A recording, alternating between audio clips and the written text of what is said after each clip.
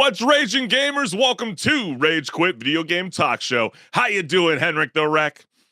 It's a Wednesday, Chris, and it's time to rage. Oh, man, I am looking forward to hanging out with you, my partner in crime, and we got such a fantastic show for all the gamers all around the world that is tuning into Rage Quit Video Game Talk Show. We can't thank you guys and gals enough, but we always like to start off the show with a bang and show you guys a lot of viral content that is circulating all across the World Wide Web. So let's get it, because sometimes reality breaks through even the best virtual worlds. And let's just say this VR player braving a spine-chilling horror game got a jolt that he didn't see coming. And the lesson you might be asking yourself is, well, you might need to take some notes. Always check your surroundings and never trust your prankster friends. You know who they are. They are in your circle of group.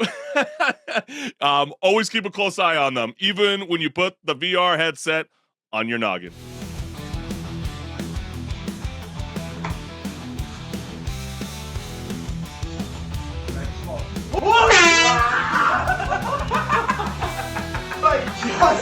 You didn't even see that one coming. Dude, I'm swinging. I'm swinging for the fences. I don't know who it is, but the closest person next to me, you're going to get knocked out. I think that would be the real, like, you're going to have to road rage. Rage quit. I mean, a mix of both, honestly. Yeah, it depends on what game you're playing, I guess. Yeah, that's true. Don't VR game while you are in a motor vehicle, okay? I think if that's going to be the lesson. But We did see scared. people do that with the Apple headset. Oh, yeah, let's not give any more ideas. HenricK the Wreck. Keyword wreck. Scared, I bet he just burst an eardrum. Yeah, probably not the smartest thing. Second comment we got here is, you're just too vulnerable with the headset on. Yeah. Oh, is that the case? And this is why that there's headsets that actually tell you, hey, there's someone in your space right now. Don't hit them. Yeah, or nowadays you can, with the, what it was, the Meta one that they've been rocking, or you get the Ray-Bans, you can see ahead. Yeah. And you probably would have got the same effect a little further away from his ear, but it's Very true, very true.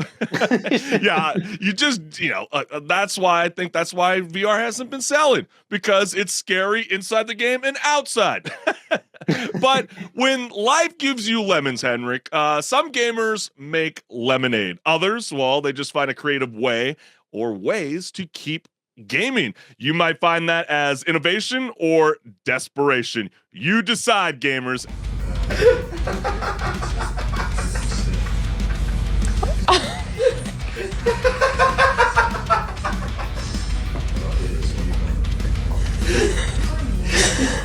You're gonna have to get the shit brother.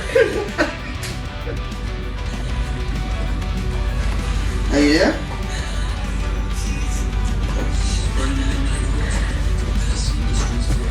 He? If only they could see how much effort he's putting into to just be part of the conversation. Yeah, no, I love it. But I gotta say, I know he's been using that black electrical tape. If he just called up his local Irishman, he would have pulled out his toolbox and got that handy dandy silver tape. If he can fix a leaky faucet with the silver tape, I'm sure as hell he can fix your headset problem that's happening right now. But let's go into these comments, because the first one we got here is, if only loudspeaker had been invented. Dude, Not the same, though, man. But it's 2024. What are you trying to insinuate? If you were a PS5 player, you would have your own headset inside the controller, after all, right, That's HenricK? true. Yeah, that is true. But then again, we have comments like this. You know how bad the chat has to be if you can't have the boys on speakerphone. I think that's probably the realest. Yeah, maybe if it was on speakerphone, we maybe couldn't air that. Yeah, you ever get like those few buddies that you run across and you're just like, dude, I'd love to play with you, but like either the girlfriend's here or the parents or whatever, parents are in town, like we can't be doing all this, y'all. And last, that is a headset on the table, is it not? But you know what? Desperate times call for desperate, measures, and sometimes, True. If you want to be a part of the conversation, like I always like to be calling the charge, HenricK, when I'm playing video games. I'm always like wanting to take the lead of command. So I kind of feel that pain. I feel like that guy just lost control of his whole squad. And this was the last resort.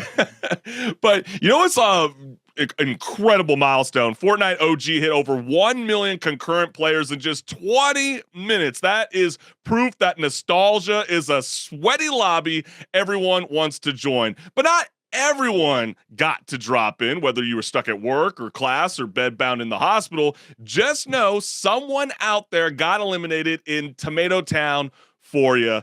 Like myself, I sucked ass numerous times, but I feel your pain, brother. This just in, Evan Mike is crying because he can't play OG Fortnite now. You play a controller? Oh, I can't! Why not? It's hooked down by the balls. You good? Dude, comes out in like 5 days, dude. I was so excited. Yeah, bro. I was gonna skip like all my finals, bro. I was gonna bring my mouse and keyboard home from college to play, like play on Dave's computer. Dude, there's some bullets here! Oh my god! Oh my lord! Bro, you don't understand. Bro, it's okay, bro. The double pumps. He was so happy to play it, and then his plans just got sidetracked. I was planning on bringing my mouse and keyboard from college. I mean, could you imagine that's how every dude felt when they first got their hands on Halo 2? We're going to all spend the night. Yeah. We're going to get our Mountain Dew, Sour Patch Kids, whatever it is. Yeah, you don't have moments like that anymore, No, unfortunately. never. None of those LAN parties. But I totally feel you. If I was bedbound like that, gentleman, man, I would be in a world of pain too. And like this comment with over 12,000 likes, reasonable reaction. Don't blame bro at all. But then again, you know, we do have HenricK the Wreck on air. I gotta ask you, did you even bother to jump into Fortnite OG? I'm gonna be honest, no. I knew Fortnite's it! not really like my go-to. You Yeah, weren't but one of the- I've been busy playing Marvel Rivals, all right? Yeah, you know, that's a fantastic game. I don't blame you. He's not missing much. The new movement ruins it all. I hate these kind of style of comments. It's like, I don't even think the movement is what's really ruining it. To me, finding out is more of like, I like to play zero build, HenricK. And so when I'm jumping into Fortnite OG with zero build, it just doesn't feel so fun because it's so scarce. And for the love of the Fortnite universe, please, could you add more health, more med kits? I mean, I feel like I'm running around the map forever and I can't find any kind of way to heal myself. And it's so freaking annoying. And let's go into the last comment. Double Pump is coming back. Yeah, you know, The menace. That is Double Pump. I honestly could have cared less about it. But then again, we have others that are crying about it. That is the love and beauty of all things video games. But we want to take a moment at a Rage Quit video game talk show to thank you, the gamers, for always tuning in live every Wednesday night at 6 p.m. Pacific Standard Time, because without your guys' support, you know, this show would not be possible. And hold on to your controllers, because I want you to like, share, subscribe, hit the notification bell on that QR code, pull out your handy dandy iPhone or Android if you're like that guy, HenricK the Wreck. Yeah, go ahead and scan that QR code right there on your screen. It'll lead you to my YouTube channel. You'll find great content of a variety of sorts on there. So go check it out and leave a comment. Yeah, that's right. But hey, we got a show to kick off, HenricK. So are you ready to rock and roll? Oh yeah, it's time for Pause or Repeat. Hey, let's get it.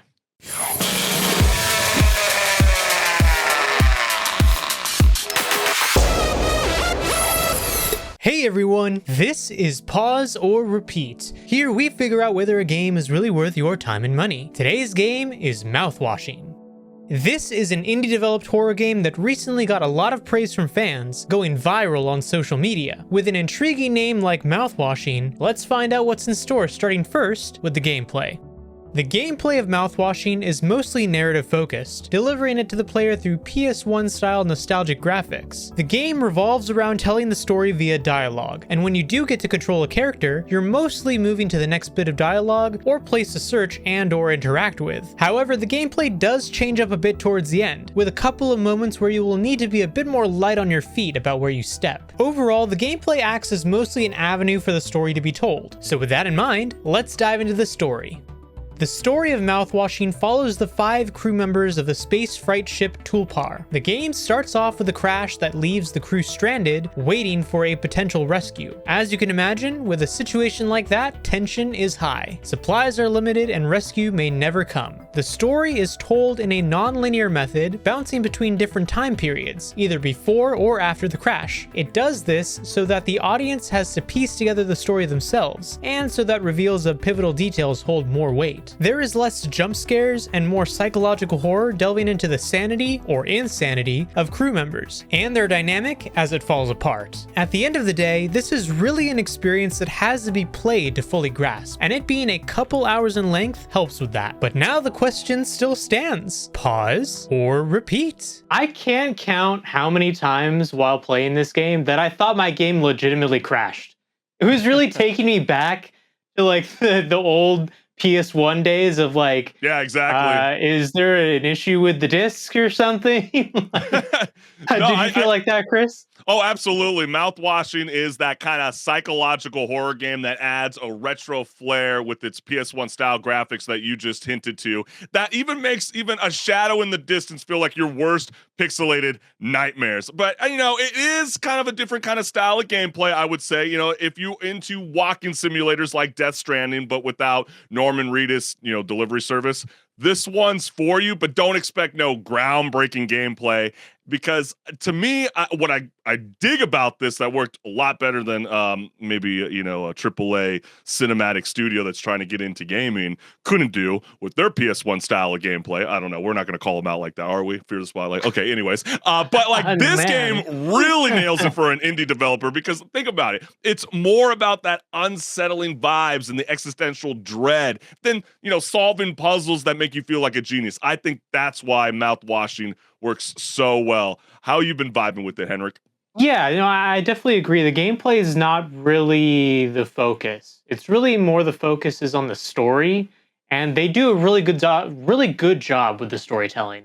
It's a slow burn. It's not a super long game, so you're looking about 2 hours and some change. It's about how long it took me to get through the game. But throughout that entire length of time, I was really engaged with the story, like from start to finish. Because there's this method of storytelling they use where it's jumping between different time frames, and it's not giving you everything because it wants you to piece together yourself. It wants you to think about what's going on and why is it happening like this. And then when the huge reveals happen, like, oh, wow. Yeah, no, that changes everything now. I'm definitely with you, HenricK. I love that idea of like picking up the pieces because the storytelling is as original as it is disturbing. And while the gameplay has some hiccups, feeling like a point and click, it doesn't completely overshadow the indie brilliance on display. I was very intrigued by a lot of things because Mouthwashing packs so much storytelling into every pixel. It's like the dialogue, the visual cues, the subtext, and environment changes are all competing to mess with your head first. It was like a master class in psychological torment, I might add. Yeah, and actually a lot of the imagery is very thought out when you really start to analyze the game is in its entirety, like even down to the mascot of the Pony ship, Express. the Pony Express. It's just like it reminds me a little bit about how creepy the like Five Nights at Freddy's. Yeah, I did get that same kind of comparison. Where like it doesn't have that point to be creepy, but then in the right context, it's very disturbing. But maybe they were trying to pay, you know, homage to some of the, you know, the horror greats. Like I kind of felt like even with one of the characters, Anya, she kind of looked like the main gal from The Shining. Did you kind of get that kind of same vibe as well? I felt like they were trying to explore some of that. You know, some people could say, you know, even being stuck in this metaphorical spaceship kind of felt like the one of the games in the Resident Evil series. If you know what I'm talking about, kind of give you that kind of that same aesthetic. But you know, I do. You kind of highlighted it, and I got to repeat it as well because like I do love the approach of the non-linear style of gameplay, you know, where you get to jump between, you know, before the crash where, you know, you play as Curly and then after the crash when you become Jimmy, because nothing says horror like going from one Doom perspective to another. So I love that idea. And, you know, it does feel more like an exploration game than anything. I do like the fact that you're not just, you know, exploring new places like some of these other games could feel like Starfield. You know, you're actually exploring new times. It's like a fancy way of saying, figure out what broke on this ship and how bad it's going to get. And spoiler alert, gamers, it's bad. You're going to want to know what happens. Yeah, I don't want to spoil it for the viewers because this is a game I feel like you really should play to get the whole experience. But yeah, from the start, things are not as they appear. Yeah, we'll just say that. No, it's true. It's short. It's got a gut-punching story because it isn't about monsters, but it's about the terrifying human condition. Like, you're realizing you're stuck with your coworkers in space and none of them got HR approved. Like, we don't want any of that. And I don't know about you, HenricK. You know, this was the most unforgettable crew. You know what I mean? There's Captain Curly, every character Jimmy. is just memorable. I mean, but I just love the names. I mean, Captain Curly, Jimmy, Anya, and then you got the dynamic duo as Swansea and Daisuke. Oh my gosh, I'm about butchered it. But like, why do they sound less like Spaceship Survivors and more like those old British rap artists that you see on TikTok? You know, like Pete and Baz, like ready to drop like the hottest mixtape of the year. They were very memorable, and I think that's like a really strong attribute for this video game, especially when you're trying to invest in a horror. Because like for me, I've said it multiple times on the show, you're a horror movie junkie. I'm not necessarily. That's not my thing, but because it's got to have a very strong premise and I got to really be invested in these characters. And this is what that video game does. And you know, on a level, this game could have really worked out as being like a Netflix game. If you think about it. Oh yeah. Like, no, you know, I feel like this actually is something that could probably be adapted to some sort of medium, you know, like a movie. Mm-hmm. And it actually would work pretty well. Yeah, I mean, we're finding out that, you know, Squid Games is trying to, you know, turn their stuff into, you know, video game IP. I don't see why Mouthwashing can't do the same. And yes, you will find out what mouthwashing means when you play the video game. Yeah. So, I mean, I thought it was a fantastic ride, and you are going to want to repeat this game. It's really, really good. You might miss some things your first play around that you're like, I didn't realize that that could have been potentially where this was all going. It's hard to say a whole lot, and I'm biting my tongue because I want to reveal a lot, but I can't. Okay? I want you, the gamers, to enjoy yourself. But HenricK, what's the verdict? Yeah, it's a repeat for me as well. It's one of those games that when you play it through the first time and then the second time after you know everything and the context behind things, it changes your perspective on the game entirely. Yeah. So it'll be a different experience almost the second time. And if this game actually feels like, you know, think about it for a second. Think about the coworkers you have, and if it sounds dreadful to be stuck with your coworkers for a year. Yeah, right, exactly. Think about how dreadful it could be to be stuck with your coworkers for a year without a goal in mind. Yeah. Because they're stuck with no goal. It'd be one thing, because these voyages are for a year long. They have the goal of we're transporting something and we're moving, but they're not moving. I mean, like this concept, obviously lost in space before the crash, after the crash. I think most gamers are going to figure out what the hell is going to start to go on. But like, even think about some of those NASA astronauts or SpaceX, you know, what if you got the news from planet Earth up there in your ISS station that, you know, hey, you know, we're going to have to delay this landing. you know, you're coming down in about 90 days. That's even scary alone. And you don't even take that into account, but this game really gets you thinking. It's a fantastic game, and you heard it from both of us. But hey, HenricK the Wreck, we got a lot of things cooking up for a lot of the gamers, so hold on to your controllers. We got a lot cooking up here on Rage Quit Video Game Talk Show. You ready to rock and roll? Absolutely, so let's get it.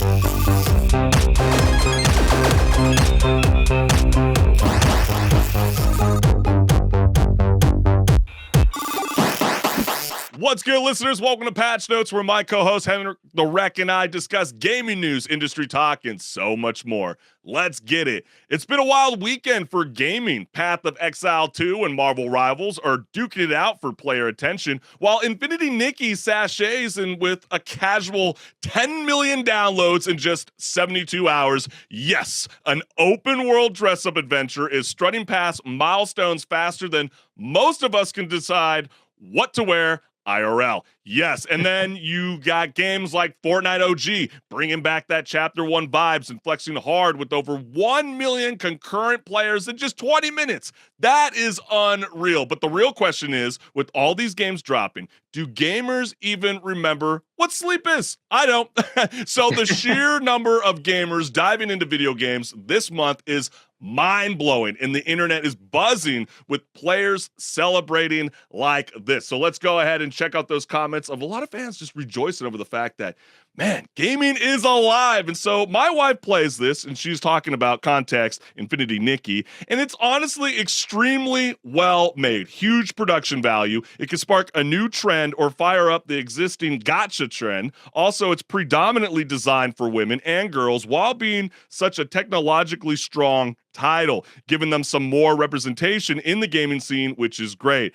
I must, I don't, what is an IMO? I feel like I'm having a baby boomer moment. In my opinion. Oh gosh, that's so bad. Oh my gosh, bro. Okay, anyways, Asia is currently very much on the rise with most consistent HQ game studios sitting in Japan and China, starting to push into the console PC market with their nowadays competitive games. So what do you make of Infinity Nikki? Why is it popping up so freaking well, Henrik?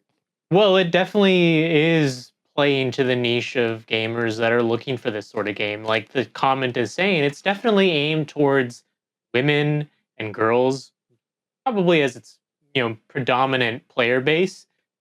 But there's but they probably got dudes on there too. Like not everybody yeah. wants to play competitive games. Like sometimes we want casual games, and I think that offers that. I mean, remember that one video game? I can't even think of the name right now because it's probably going to be another one of those IPs that's going to take forever to launch. But remember, they were like, "Hey, they got this new Sims competitor. It's coming out. It's going to compete. It looks so real." Was it the Korean one? It was like Inzoi or something. Oh, I was about to say, you don't say it. Don't say Brick Life from Fortnite, the GTA inspired. Don't you dare say that. No, just kidding. But like that's the idea, right? You get to be able to have this kind of casual atmosphere where you get to go into what, Mark Zuckerberg wishes he started first but never did, the metaverse.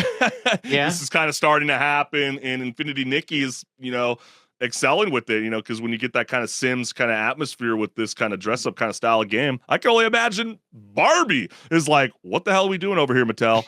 But Marvel Rivals is only doing well because it has Marvel in the name. Ooh, well, is that really the case? Yeah, I don't know about that. I mean, yes, it is very similar to hero shooters like Overwatch, but I feel like at the same time, it has a little bit of its own identity. And some of these characters could easily just not be Marvel characters, and that'd be fine. It would still be fun. Yeah, I took this as sarcasm. I mean, he's obviously highlighting Marvel Avengers, Guardians of the Galaxy, which I really didn't find that game to be bad. I think that probably is the case based on the fact that these games, yeah, Midnight Suns too, necessarily had as much success as Marvel Rivals has seemingly had. Yeah, it's so freaking true. And then there was also reports out there that like Overwatch 2 player base is drastically dropped. I mean, what do people expect? I mean, I think when you jump into a hero game, or now superhero game, when you kind of have that understanding from the comic books and the movies of who these characters are, it's a little bit easier to play as those characters when you jump in on day one. I think that's like the main benefit.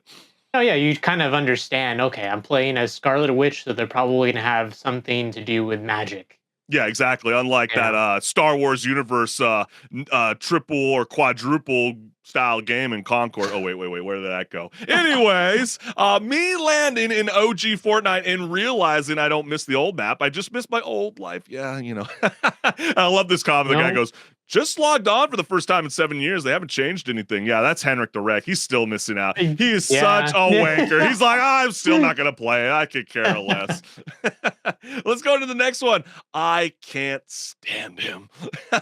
People really not Jeff. Don't do him dirty like that. Hey, but how many people hate that character? They have been using and abusing Jeff the Land Shark, and all I know is it's like Marvel Rivals. Just let people play all the way into the new year before you start nerfing shit. We already know it's going to start happening to a lot of these favorite characters, but just let it ride for the moment. Can we all just suck the sock for the moment? And let's go into the next one. Okay.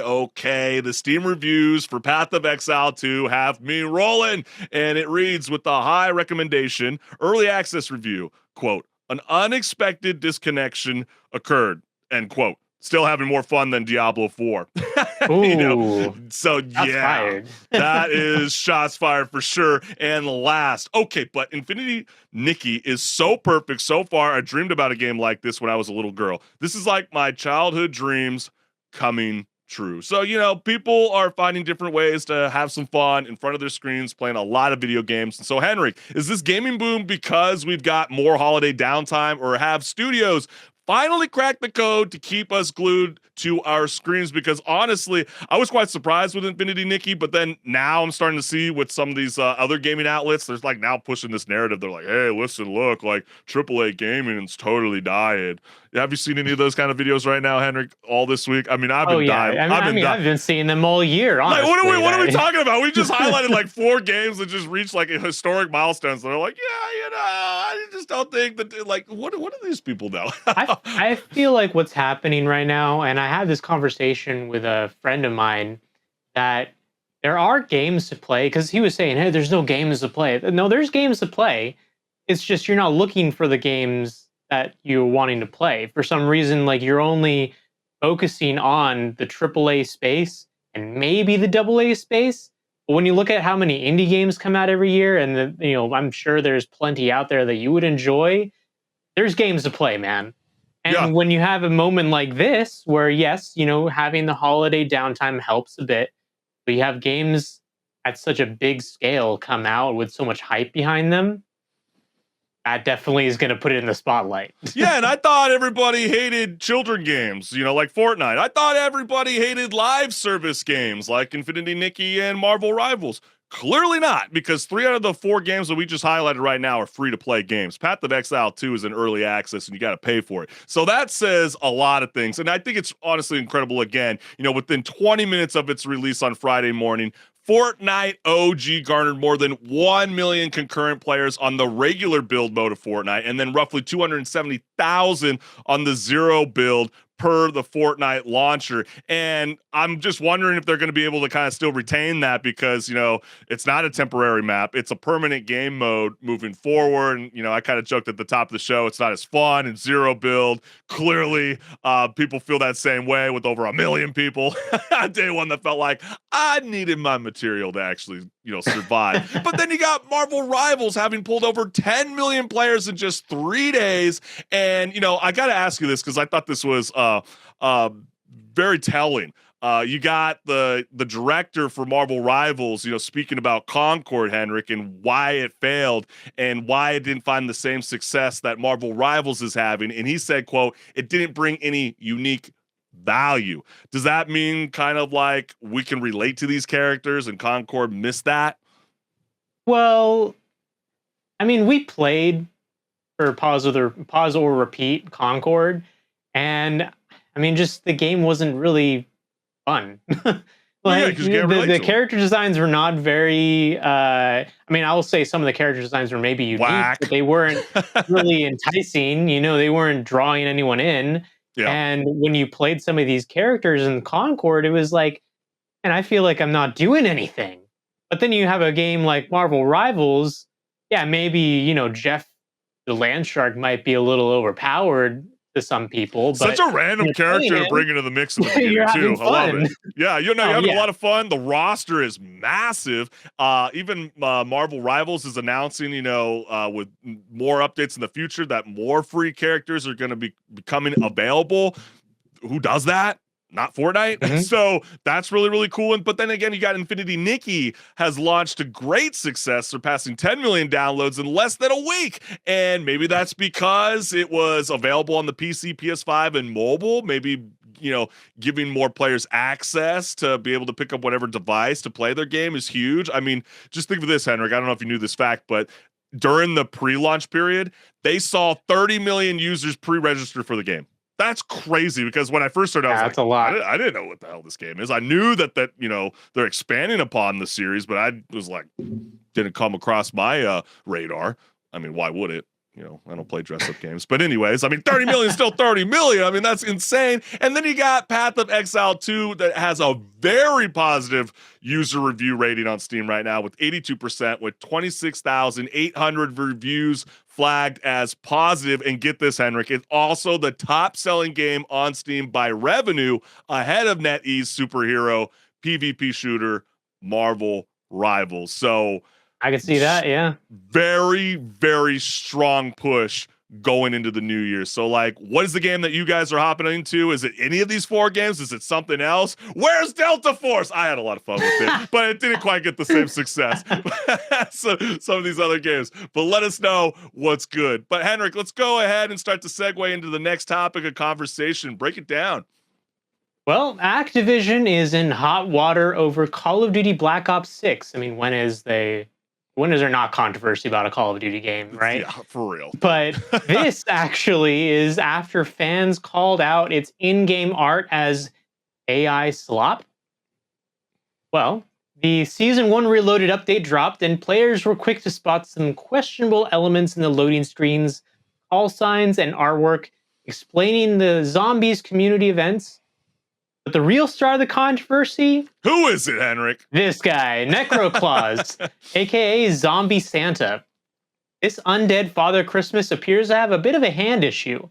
What's that? Yeah, what is it? 6 fingers. Yeah, what the heck? Last time I checked, I got 5 fingers. Yeah. Well, does the thumb count? Does the thumb count? I mean, there's people.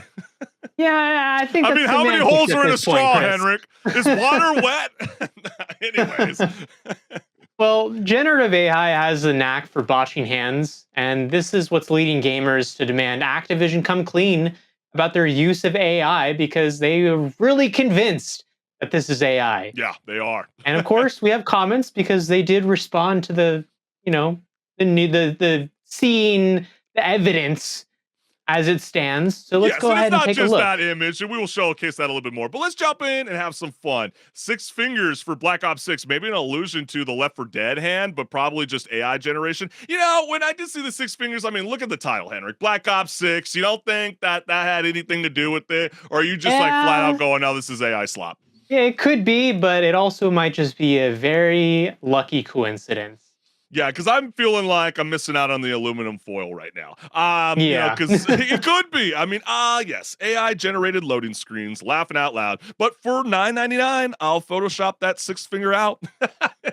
I love those cats, dude. If anybody's in those Facebook groups that are doing those like Photoshop edits, I love y'all. You keep me entertained throughout the week. The next comment we got here is it's not AI generated though. It's the skin falling off of the 5th finger to make 6 for Black Ops 6. Just think for a second, and then this guy rebuts back, Beefy Grumpus, found the guy in charge of Reddit's brain cell for today. So he's like, not buying it. That guy is probably working for Treyarch. Yeah, he's trying to clean things up. Yeah, right. And then 3,000 plus developers using AI to gen loading screens with 6 fingers. Where is the quality, control? Laughing out loud. I mean, yeah, it's so true. Where are the QCs? Hey, we're just an indie small company, guys. Don't bully us. Yeah, come on, guys. You do have a lot of employees that could have checked this. Yeah, but they all got fired, along with the 2D artists as well. You know what? You're right. QA is the bottommost tier of the game developers and are the first to get fired when anything remotely inconvenient happens. This is the kind of shit that happens when companies don't care about, quality assurance. It's true. I mean, when we don't, take that into account, you're going to have dud games that just kind of drop into the mix. But like, luckily, Black Ops 6, the gameplay, people were riveting about. Now it's just like the question about, am I paying like $15 for a bundle that potentially has AI into it? I kind of want to know, because if it did, I might want it for free. And the last comment, imagine selling as many copies of Call of Duty, and they can't even pay $500 to an artist to paint a loading screen. You don't become filthy rich by having a conscience. Yeah, so, it's such a tricky situation, HenricK, because, obviously, do you believe Activision is secretly leaning on AI for artwork, or is this the 6 fingers, just a genius, next level homage to the Call of Duty Black Ops 6 title? We've seen so many bad business practices from Activision that at this point, it would not be surprising if they are cutting corners in this respect.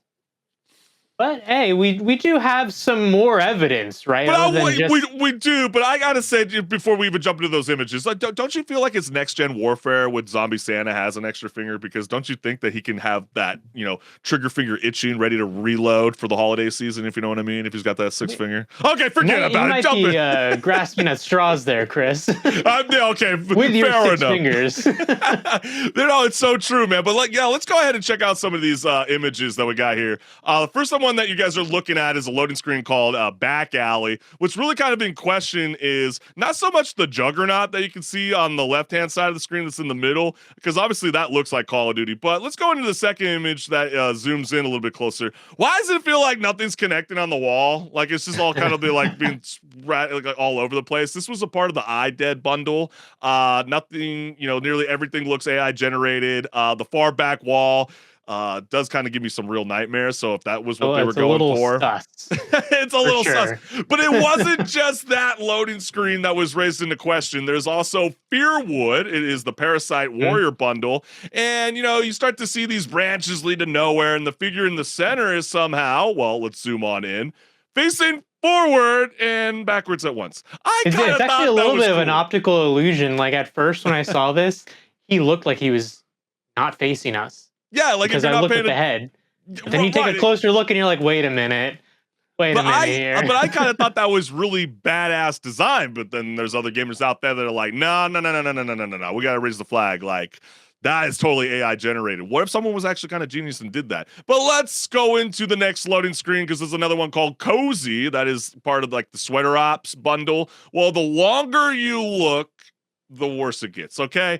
As you start to see, you've seen a missing attic. That last previous shot, you saw a random chocolate chip in the milk and a doorway to nowhere. Yep. So, people are going, what the hell is going on? But the thing is that gamers, brace yourselves, okay? Because AI art isn't disappearing anytime soon. In fact, DeepMind, Google's mad scientist AI lab, just unleashed a model that can generate a single image and a text description into interactive real-time scenes. So imagine your wildest dreams of exploring a 3D world made entirely of spaghetti, cat armies, or whatever you can think about. Just type it into the search bar. That is what is being implemented in Google's new invention. I think it's really crazy. It's literally one text prompt away. So imagine the possibilities or the terrifying randomness that we can all explore. It's not quite in the hands of everybody. It's in the early stage, but we do have a demo. Let's go ahead and take a look.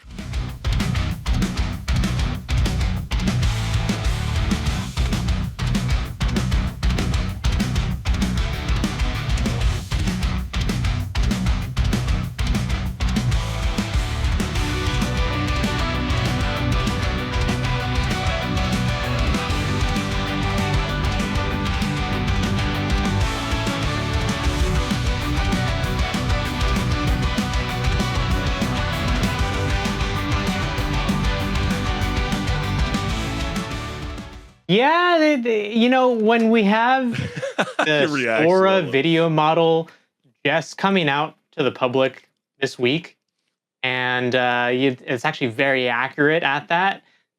Not too surprising that this is probably not too far away either of being, much more polished than what it looks like, because it's a little blurry still, obviously. Yeah. And the unfortunate thing is, some of these things do look a little better than the things that have come out from AAA studios now this year. And that sucks to say, because that means that there's a problem with what's actually being released. And at that point, I don't blame companies for wanting to, put money into this, because maybe they'll hope that this will come up with something better.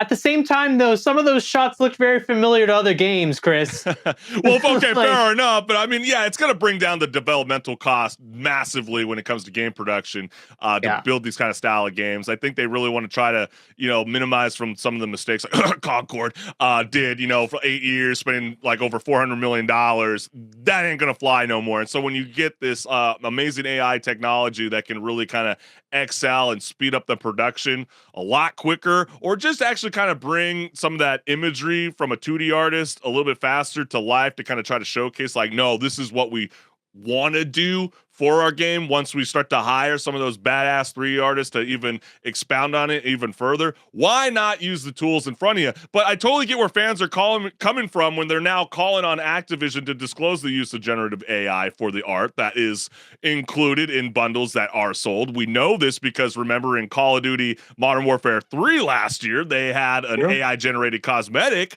that they sold that they didn't tell anybody, and we still don't have a name for which one it is, but we kind of have an idea that it was a part of a Yokkei's Wrath bundle that was released in December 2023. So literally a year ago. That is totally freaking insane. And that bundle cost over 1,500 COD points. That's $15 for you. So yeah, I think I'd be a little upset too, because if it was like AI generated and they didn't tell you, you kind of feel like in some kind of way, that should have been free, right? Yeah. And then it just feels lazy. It feels, and this is exactly why Steam, as a marketplace, there you go, is Henrik. making people who are developing games actually disclose on the Steam store page, hey, some of the stuff in this game was made with AI. Right. Maybe not all of it, but at least some of it. Well, yeah, I mean, they're one of the few companies that are trying to tackle this problem, to protect a lot of the artists in the scene, because obviously it's affecting not just, visuals, it's affecting voiceover artists as well. Obviously, you've been seeing it with the SAG strikes, even the voiceover actors, everything. It's crazy. But the Steam operator Valve now has AI disclosure rules that call on publishers and developers to describe how they use AI in the development and execution of their games. And so as a part of this, Valve has told developers it will include their disclosures on the Steam store page of their game so customers can also understand how the game uses AI. You know what? It seems like if they're using AI, maybe the AI can help them out with their hit registration issue, because that game has been totally sucking ass. You go to shoot somebody and it never registers. If you're going to use AI on cosmetics, you might as well use AI to fix your freaking gameplay. And maybe they have to just have it scan the code and be like, there's your problem. Now go fix that. Yeah, exactly. But we want to know from you gamers, do you feel like Call of Duty and Activision is embracing AI without letting their player base know? Let us know what's good. But HenricK, are you ready to move on to the next topic of conversation? Because this one was let's talk about some sports, actually, for once. Yeah, right? This is different. And I know basketball fans and gamers rejoice. Your two worlds, or your favorite worlds, are colliding. TNT Sports is teaming up with NBA 2K and Genius Sports to launch the NBA 2K25 Datacast. We'd actually show you a video, but we don't want to get in trouble, so we'll show you a visual. But this is pretty badass. You're probably wondering, like, why are you just showing me the game? No, that is an actual real NBA game that's going to be televised during the NBA Cup. You're going to be able to see the shot meter, badges, and those iconic video game camera angles overlaid on the action. It's like playing for the team, keeping the bench warm during a virtual NBA season from your couch without breaking a sweat, obviously, pulling a hamstring, or risking a costly timeout. Or some of us could use or learn how to use a timeout. Wow, gosh, man, watching some of the NFL season this year has been, oh gosh, thank God I'm not a bettor. But gamers reacted with the following. So let's go ahead and dive into those comments. So the first one that we got here is, if I can find it, there we are. Kawhi, Embiid, and Zion about to have this over their heads all game. Oh, gosh.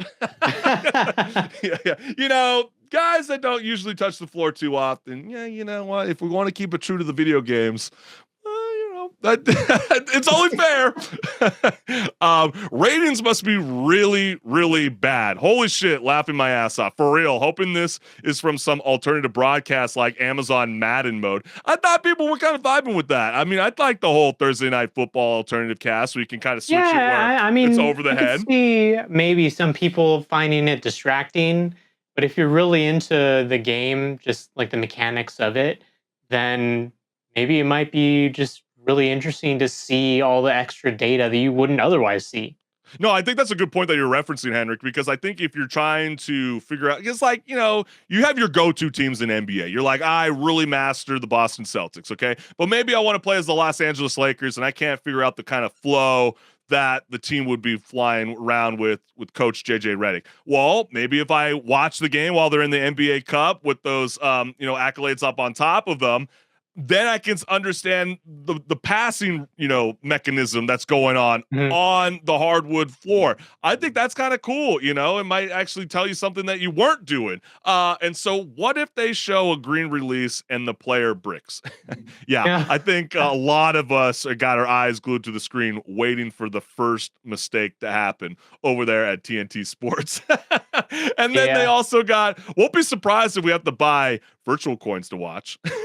No, not necessarily, but they actually are giving away in-game rewards for NBA 2K25 players. So, laughs on you, Flacco World. And let's go to the other comment here. On today's episode of Stuff No One Asked For. Yeah, kind of like, ESPN Plus doing The Simpsons.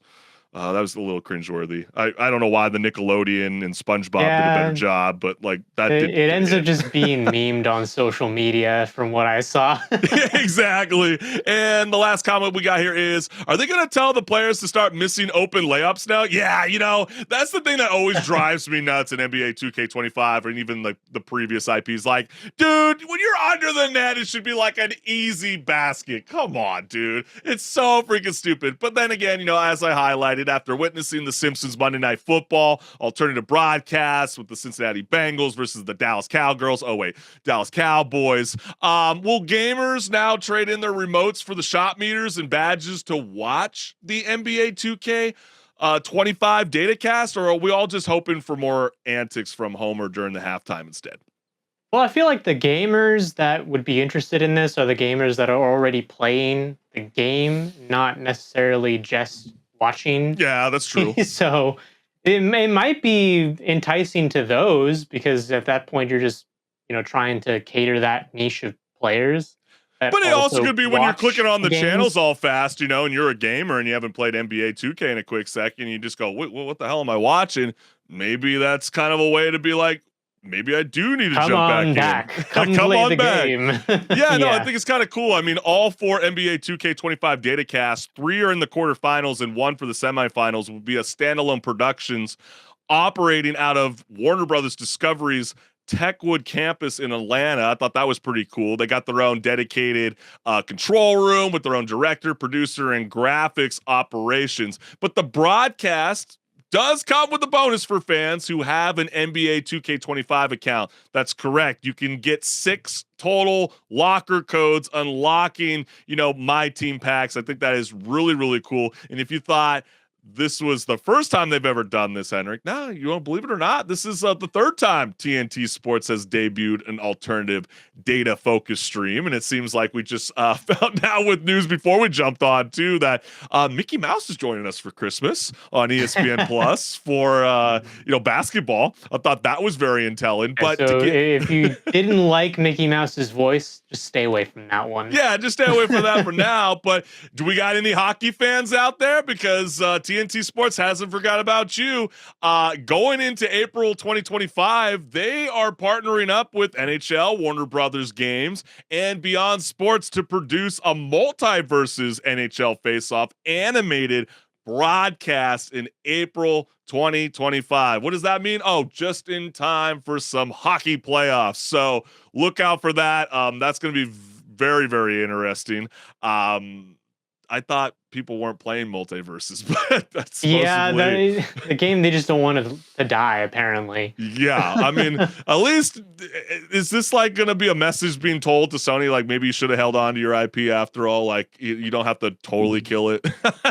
Maybe it might grab on Concord. Okay, but anyways, are you guys going to be tuning in? Do you think this is a cool element? Or are you like, dude, if I want to play video games, I want to only see this kind of shit inside my gaming chair, not when I'm on my couch hanging out with the whole family trying to watch sports? Let us know what's good. But Henrik, let's have some fun towards the end of the show. Break it down, baby. Yep. So we're diving headfirst into another Reddit debate, and this one's a doozy. Yes, it is. Oh my god. Based on the last video game you played, what are you getting arrested for? Well, judging by the responses, the internet is either full of professional thieves, reckless drivers, or Animal Crossing tax evaders. Yeah, right. Lock them up, officer, because gamers shared their arrest warrants on the debate with the following comments. Yes, they did. The first one that we got here is 86 counts of grand larceny, 2K counts of homicide, 4 counts of adultery, and a partridge in a pear tree. Baldur's Gate 3. You know, how Yeah, dare you would have thought that? maybe GTA for that one, but then they say, no, Baldur's Gate 3, man. I know. Well, game of the year, too. I mean, how dare they influence a mature audience? How dare they? Okay, the next one we got here is trespassing in the exclusion zone, well, and murder, of course, and blowout soon, fellow stalker. Stalker 2. Yes, exactly. If you haven't caught that reference. The next comment we got here is violating the international conventions of warfare. Broforce for me, so yeah. Yeah. You know, Broforce is a little slept on. I kind of forgot about that game until Yeah, that person it's a fun referenced game. it. It is pretty fun. A lot of terrible things, though. Oh my gosh. Yes. Spraying customers in the face with air freshener because they are stinking up my damn card store. Don't forget price gouging. So this was all about those shopping simulator kind of style. Yeah, games. that trading card shop simulator. Yeah, exactly. I mean, they have a new one of those kind of simulators now, like trolling Grand Theft Auto 6, you know, trolling the developers now. You know, hey, be a part of the simulator about how we can actually complete this game on time. Forcing captured animals to fight each other for money, probably a healthy dose of child endangerment as well. Came to say the same thing. Pokemon for the win. or is it Pal World? I can't tell the difference anymore. It's like that Spider-Man meme. We're all pointing at each other. No, you're the one to blame for this. And last, pickpocketing, murder, arson, espionage, piracy, mail fraud, food adulteration, trespassing, grave robbing, pouching, killing endangered species, escaping from prison, kidnapping, illegal gambling, animal abuse, religious discrimination, breaking and entering RuneScape. Oh, classic Windows 98 days. Or, as LA citizens would say on a casual Tuesday. That is terrible. That's so mean. But hey, HenricK, have you been stealing cars in GTA, trespassing in Hyrule, or are you looting every NPC's house like it's a yard sale? Confess or plead the fifth. Are you... Well, to me, it would be, you know, swallowing people then throwing them off a cliff. And what am I talking about?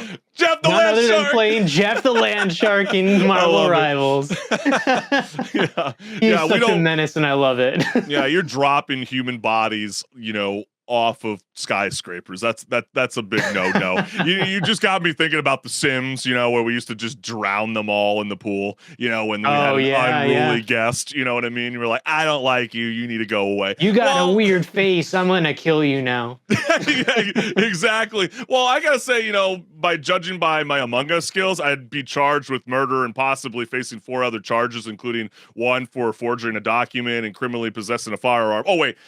That's not me. That's that dipshit who killed the United Healthcare CEO, in which these legacy media outlets like NBC News, Rolling Stone, and the New York Post are now claiming Among Us is a training simulator for real world killers. I mean, we were literally just having fun.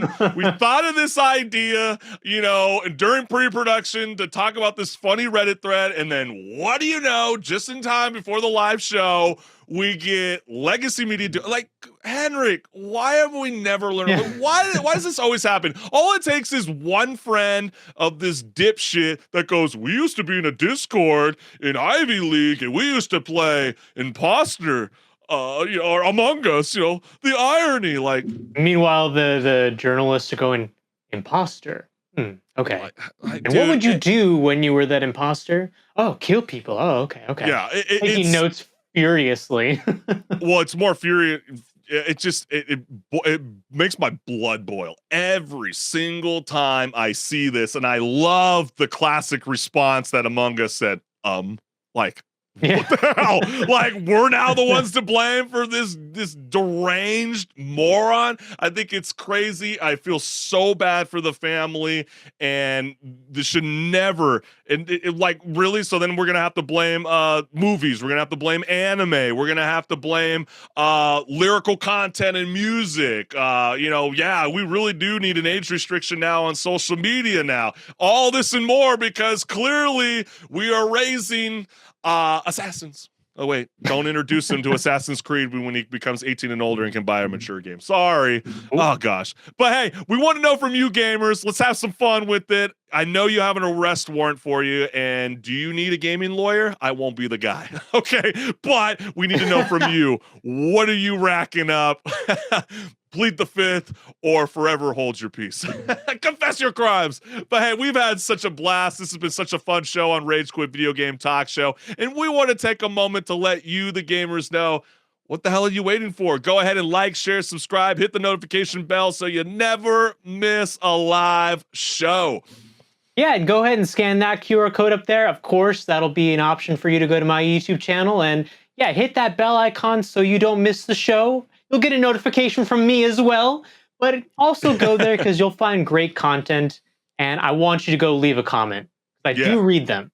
Yeah, we love it. You guys have been so engaging, so awesome. You guys have really been fantastic, ringing in, getting closer to the new year. And we want to let you guys know the season finale of Rage Quit Video Game Talk Show is coming next week, Wednesday at 6 p.m. Pacific Standard Time. So what are you doing? You gotta be notified to know when you are in the loop for all things gaming. That is Chris Collins and HenricK the Wreck. We're gonna break it down for you. And just a one last final note too: the Game Awards. It's happening tomorrow, Thursday. Tomorrow. So like, you're definitely gonna want to jump on in. We'll see whether some of our predictions were even close to becoming correct. Will we see any surprises? We'll see. Maybe we might react to it. Maybe not. We'll find out. But hey, you the gamers, enjoy the rest of the week, and we will see you soon, fam. Peace. See ya.